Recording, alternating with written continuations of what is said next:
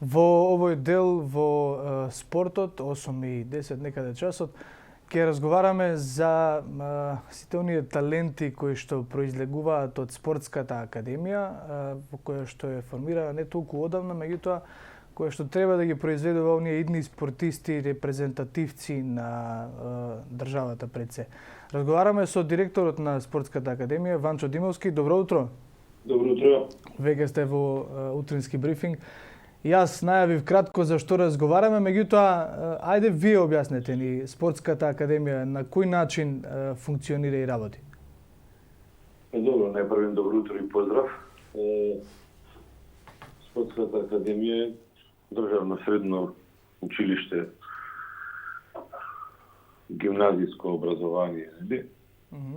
Работи на принцип каде што се селектираат во се уште во овој момент спортисти кои од 4 спорта, тоа се фудбал, кошарка, ракомет и тенис. Работи на принцип каде што учениците се примаат преку селективни тренинзи. Се работи за спортисти кои нели имаат познавање и талент од спортот каде што доаѓа. Наставата се одвива можеби е некој малце поскратен систем и е така што денот почнува со тренинг кој заменува Бидејќи 6 часа, да речеме, и потоа доаѓаат на училиште и следат настава. Да, бидејќи се работи за 4 можеби најпопуларни спортови, би прашал за кој од спортовите има најмногу интерес? Каде пројавуваат најмногу интерес младите? Знаеме дека е фудбалот најмасовен Фудбалот. спорт, нели? И фудбалот е распространет освен Скопје уште во 10 града. Таму доаѓа како дисперзирани некакви? Дисперзирани паралелки, да, во 4, во 10 ги имаме фудбал. Беше и кошарката и ракомет. Кошарката е сега во Кавадарци, но интересот го има, но квалитетот го нема кога би биле нели расширени во повеќе градови. Фудбалот е расширен, мислам, од проста причина што во Скопје паралелката е веќе формирана, да речем, во 8 оделение. 8 и 9 е по УЕФА програма во Фудбалската федерација на Македонија. Они после 9 одвоени се веќе 2 години заедно и кога доаѓаат во прва година доаѓаат веќе како формиран и клас и тим, што значи дека тие генерации се по 6 години заедно од училиште и на тренинг. Така, Димовски, како ги скаутирате децата, бидејќи сепак се работи за спортска академија во која што треба да произлезат нели некакви идни спортисти, репрезенти на државата, како ги скаутирате овие деца? Начинот тебе кој го има во Фудбалската федерација е тоа уствари што треба да, како треба да изгледа. Во зависност од тоа која федерација, добро, во тенисот и се знаат кои се децата веќе на 14 години преку тие државни првенства. Ракометот беше тој кој, да кажам, немаше не знам каква контрола преку федерација на тие деца 14 години, што се мислам дека и тоа веќе почнува да се менува и да ги имаме тие деца кои се, да речам, за упис следната година веќе и селектирани на ниво на Македонија. Фудбалот, кажав, значи таа селекција се прави уште во кога завршува 7 оделение. Тоа веќе се знае кои се што се, федерациите преку тие своји механизми и собири на тие деца, да ја кажам, таа генерација U14 има и во кошарката, веќе кроз целава година се прави тој филтер на некои 20-30 деца кои би конкурирале за тие селекции во репрезентативни, да кажам, во спортот. Се знаат кои се децата, се разговара со децата, со родителите, мислам, тоа механизам сепак кој треба да го потегне федерацијата. А ограничени се паралелките или не? Ограничени се по закон до 34, исто како и сите училишта во. Јасно. Некои од нив студираат, еве да речем, на академијата и со стипендија. Може ли тој механизам? Па тој механизам е законот кој што кога е донесен за спортска академија, бидејќи е посебен законот со некои измени различен од законот за средно образование. Условот за да ученикот ја помине годината е да има успех 3,50, што значи више треба да е многу добар за да иде понатака. Не може да помине, да речеме, ученик со сите двојки, така да го кажеме. А со 4,0 просек, секој ученик се добива и право на стипендија. Јасно. Во моментов со какви таленти располагаме? Каде може да очекуваме од токму од школата да излезат некакви спортисти кои што ќе бидат, нели, гласни за Македонија надвор од неа во... Знаете тоа. Каде ни е расадот на таленти во моментот? Како го гледам јас тоа, дека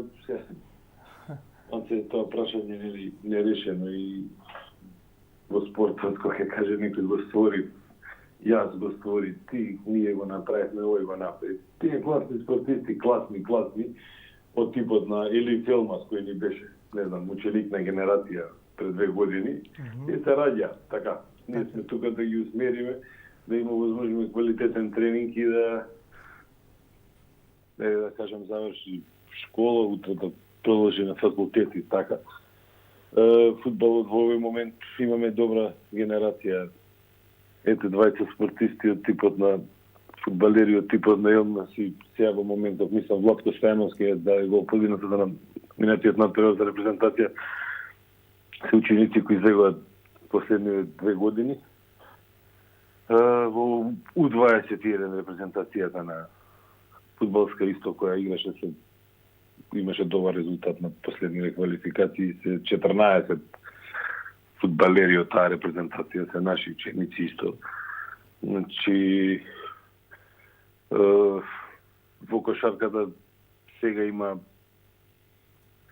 прва година формирана, каде што они исто превземаа селекција која беше за репрезентација до 14 и тргнаат нели од тој процес со 4 години, но тие се нели сега менливи работи од 14 години до 18, тоа е еден голем процес. Да, има... Се случува да некој експлодира од тие 4 години, некој кој бил ултра талент, да го нема веќе на 18 години, така да...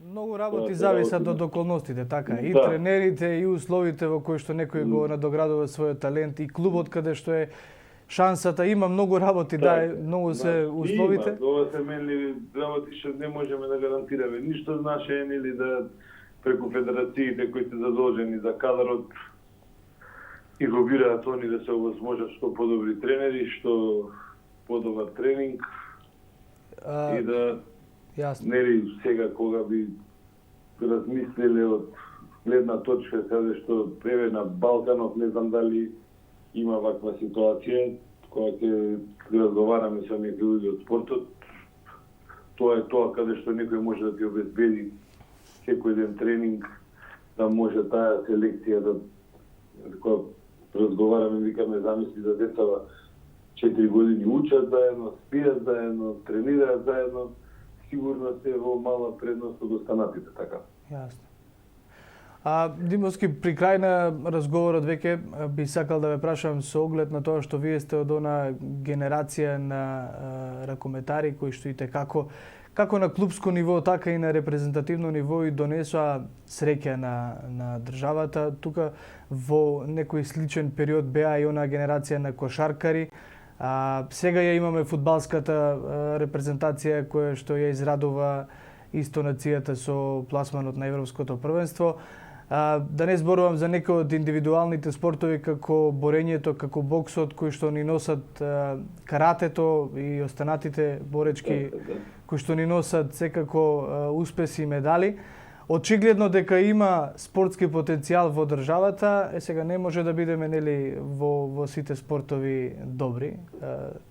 Нормално. Така, меѓутоа стратегијата со оглед на тоа што веќе имаме луѓе, односно имаме спортисти кои што можат да испливаат надвор, што е она што на македонскиот спорт му фали? Му фали фокус, му фали повеќе организација, му фалат услови за работа за да одат напред и останатите спортови, а и овие што ги веќе оделе, нели се враќаат на нас за два чекори, како да ги вратиме пак на нели во нагорна линија. Каде е улогата на федерациите или кој е оној кој што треба да рече да, овој спорт треба да го... Добро, секогаш нели таа матичната федерација по спортот мора да сноси одговорноста. Ние мораме има во право си во тоа кажеш дека малце одиме горе доле, може да се случи одличен резултат па да не нема за 3-4 години или да чекаме некоја генерација толку време. Она што било најдобро во моментите кога сите сме се радувале, сега ние не можеме да измислиме кошаркашка репрезентација како таа која направила, да речеме, најголем успех 2011. Таа имала све. Гледано и по позиции, и по висина, нели, и по, не знам, погоден странец и така, но мислам дека треба да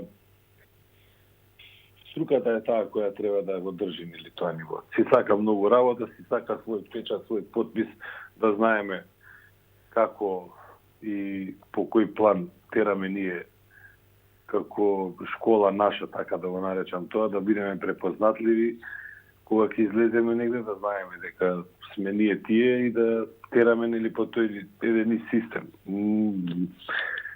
Има можеби такав мал проблем што се однесува до тоа пратење и селектирање или на играчи. Знаеме сега дека можда нема да имаме никогаш више таков центар во кошарка или десен бек како Киро, дека ќе немаме бекови можда како некои други што биле таму, треба да се работа нели на тие работи. Тоа си сака многу фокус, си сака многу пратење, си сака многу работа. Сигурно дека нема по еден човек таков се роди, него сигурно има и повеќе после него, но тоа треба да се најде, да се изработи и да се створи за да еден ден добиеме пак таков квалитет. Тоа треба да биде малце помасовно, бидејќи со еден-два играчи, да речеме, во тој момент даден во некоја си репрезентација, не можеме да го бараме она што сме го... Така, тој успех... И би имале сите, да речам, по еднаш, два пати во како репрезентации во ово постоење наше. Ванчо Димовски, директор на Спортската академија, ви благодарам за одвоеното време и учеството во утрински брифинг. И благодарам и вас на поканата.